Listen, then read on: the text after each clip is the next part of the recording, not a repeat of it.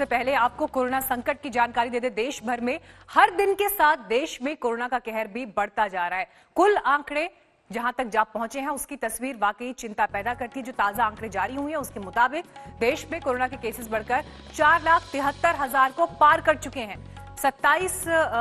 2,71,000 के आसपास लोग ठीक भी हुए हैं, लेकिन 14,894 लोगों की मौत हुई है। तो ये ओवरऑल आंकड़े कोरोना को लेकर, हालांकि अब जिस तेजी से आंकड़े बढ़ रहे हैं उसे लेकर इंतजामों पर भी सवाल उठ रहे हैं।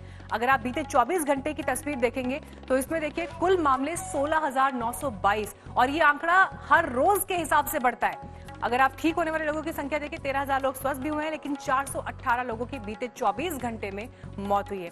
राज्यवार ये स्थिति अगर आपको बताएं तो महाराष्ट्र सबसे ऊपर प्रभावित संक्रमण के लिहाज से, और यहां पर कुल आंकड़े आप देखिए 1,42,000 के आसपास, तो वहीं 6,739 लोगों की महाराष्ट्र में मौत हुई है। लेकिन दिल्ली की तस्वीर और ज्यादा चिंता पैदा कर रही है। दिल्ली में 70,000 के पार आंकड़े जा चुके हैं, 2,365 लोगों की मौत हुई है। और दिल्ली को लेकर कहा जा रहा है कि क्या ये दुनिया का हॉटस्पॉट बनने वाला है, क्योंकि एक दिन में जितने केसेस बढ़े हैं उतने केसेस अब तक देश के किसी भी और राज्य और शहर में एक दिन में नहीं बढ़े थे। गुजरात की तस्वीर भी आपको हम दिखा रहे हैं। यहां पर कुल मामले 28,000 को पार कर चुके हैं। 1,735 लोगों की यहां पर मौत हुई है। जिस बात का हम जिक्र कर रहे थे, दिल्ली में जिस तरह से कोरोना संकट फैल रहा है, लेकिन उसके बीच तस्वीर आप ये भी देखिए, राजधानी दिल्ली में केसेस मुंबई से आगे निकल चुके हैं। एक दिन में सामने आने वाले नए मरीजों का आंकड़ा मुंबई के मुकाबले दिल्ली में 3 गुना ज्यादा है, जबकि डबलिंग रेट के मामले में तो दिल्ली और मुंबई के आंकड़े का अंतर दिल्ली वालों के लिए अच्छा संकेत नहीं है। 24 घंटे में दिल्ली में 3,700 से ज्यादा केसेस सामने आए, जबकि मुंबई में 1,100 से ज्यादा केसेस हैं। कुछ वक्त से मुंबई में पहले के मुकाबले केसेस कम हो रहे हैं, लेकिन दिल्ली यहां पर चिंता पैदा कर रही है। 6200 बेड्स टोटल पूरी दिल्ली में सरकारी और प्राइवेट अस्पतालों में मिला के 6200 बेड कल भी इस्तेमाल हो रहे थे। आज भी 6200 बेड इस्तेमाल हो रहे हैं। कोई एडिशनल बेड का यूसेज नहीं बढ़ा, जबकि पिछले 24 घंटे में 4,000 नए केसेस आए हैं। 4,000 नए केस आए हैं, लेकिन अस्पतालों में नए बेड की जरूरत नहीं पड़ी।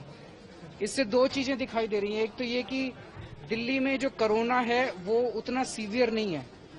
लोगों को कोरोना हो रहा है, अपने घर में वो ठीक हो रहे हैं, और नए बेड की अभी ऐसी जरूरत नहीं पड़ रही है।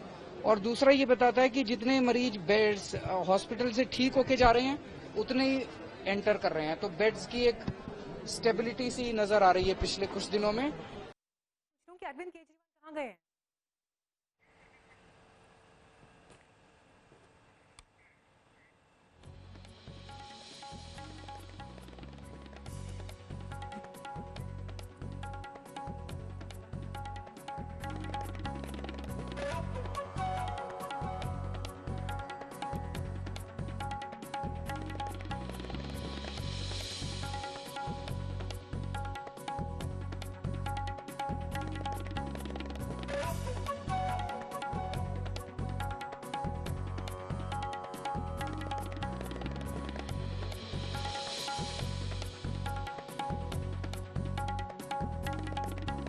जब दिल्ली में देखें तो 2 मॉडल हैं। ओवरऑल कोरोना पे 2 मॉडल सामने आ रहे हैं।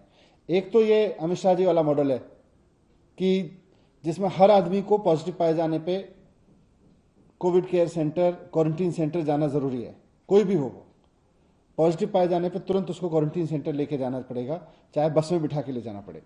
दूसरा अरविंद केजरीवाल जी वाला मॉडल है कि उसको अगर कोविड पाया जाता है, कोविड पॉजिटिव पाया जाता है, तो मेडिकल की टीम उसके घर पे आएगी, चेकअप करेगी।